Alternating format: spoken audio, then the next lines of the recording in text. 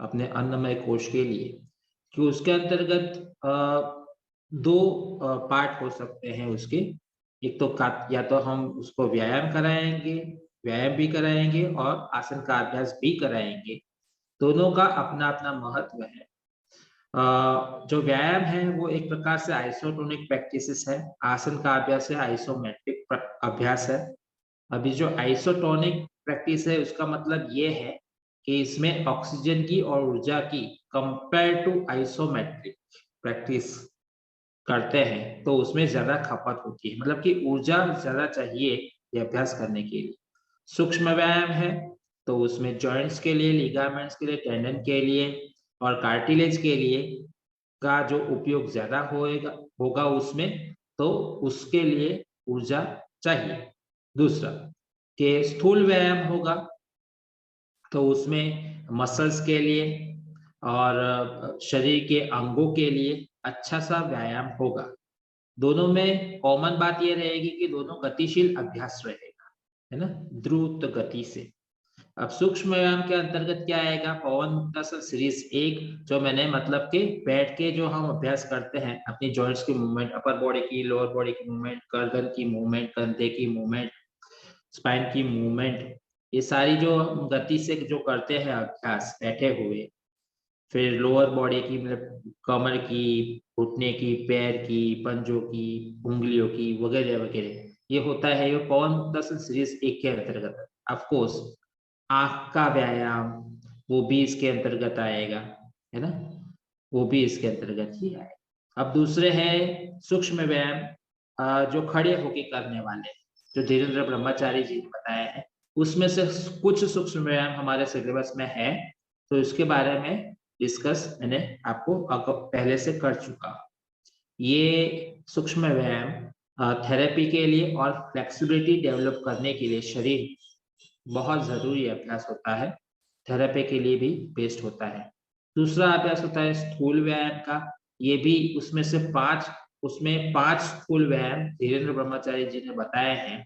उसमें से 2 सूक्ष्म सूर्य नमस्कार का अभ्यास, चंद्र नमस्कार अभ्यास, उसके वेरिएशन के साथ किए जाने वाले अभ्यास, या तो फिर कोई भी विन्यास प्रैक्टिस, ये सारी क्या किसके अंतर्गत आएगी? स्थूल व्यायाम के अंतर्गत आएगी। गतिशील अभ्यास होगा तो आइसोटोनिक प्रैक्टिसेस हो जाएगी, और यदि रुक रुक के अभ्यास करेंगे, होल्डिंग के साथ करेंगे, तो वो आइसोमेट्रिक प्रैक्टिस हो जाएगी, है ना। परंतु स्थूल व्यायाम के अंतर्गत ही वो आएगा। ये बहुत अच्छा अभ्यास होता है वेट लॉस के लिए और फ्लेक्सिबिलिटी के। चंद्र नमस्कार का अभ्यास भी उसके अंतर्गत ही आएगा।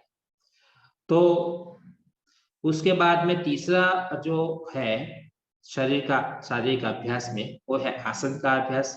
आइसोमेट्रिक प्रैक्टिस होती है, परंतु यहाँ पर भी वो बात निकलेगी कि गति के साथ यदि आप करवाओगे कोई भी आसन, तो वो आइसोटोनिक प्रैक्टिस हो जाएगी, राइट। तो इससे उसका जो फायदा जो है वो अलग हो जाएगा, मतलब कि फिर वो फ्लेक्सिबिलिटी के लिए या वेट लॉस के लिए काम करेगा या थेरेपी के लिए काम करेगा।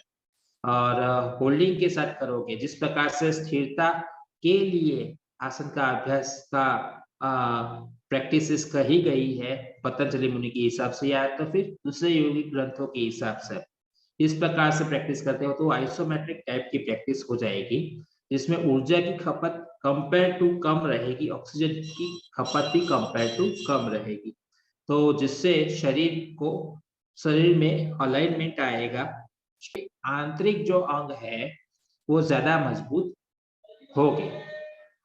इसके अंतर्गत कौन सी प्रैक्टिस आएगी? तो ध्यानात्मक अभ्यास है वो, फिर शरीर संवर्धनात्मक अभ्यास, मतलब कि उसके अंतर्गत आएगा जो स्ट्रेचिंग का जो पार्ट है ना। तो जो भी अभ्यास, त्रिकोणासन, ताड़ासन, त्रिकोणासन, कटिचक्रासन, खड़े होके बैठ के करने वाले, लेट के करने वाले, है ना, पेट के बल करने वाले, सारे जो भी अभ्यास है वो उसके अंतर्गत आएगा। और तीसरा रहेगा शिथिलीकरण का अभ्यास, तो उसके अंतर्गत आएगा जो भी अभ्यास शरीर संवर्धनात्मक अभ्यास करने के बाद जो आसन का अभ्यास हम करते हैं कि जिसके कारण ये जो अभ्यास शरीर संवर्धनात्मक स्ट्रेचिंग जो पोजिस है वो करने के बाद जो हम अभ्यास करते हैं, जिससे वो अभ्यास के कारण आपको क्या अनुभव हो रहा है वो महसूस करने के लिए, या शरीर के मसल्स को और ढीला छोड़ने के लिए जो अभ्यास करते हैं, वो शिथिलीकरण के अभ्यास के अंतर्गत, जैसे कि मकरासन आ गया, अध्वासन आ गया, शवासन आ गया, है ना। वो क्या है, शिथिलीकरण की प्रैक्टिस है। तो ये 3 प्रकार के आसन के अभ्यास हम समझने की कोशिश करेंगे। इससे बॉडी में अलाइनमेंट आएगा, बॉडी में स्ट्रेंथ बढ़ेगी और शरीर के आंतरिक अंगों में आंतरिक जो अंग है, मतलब के जो का आते हैं, बड़ी आंत, छोटी आंत, स्टमक है, पैनक्रियास है, लीवर है, गॉल ब्लैडर है, मतलब ये सारे जो अंग हैं आपके शरीर के, वो मजबूत बने इससे, किडनी है और आदि आदि सब कुछ। तो कहने का तात्पर्य है कि इसके इसके जो मजबूती के लिए, उसके सेहत के लिए आसन का अभ्यास अच्छा है।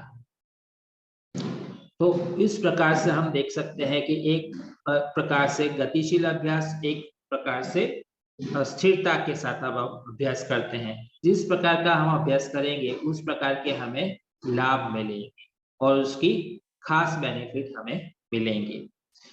अब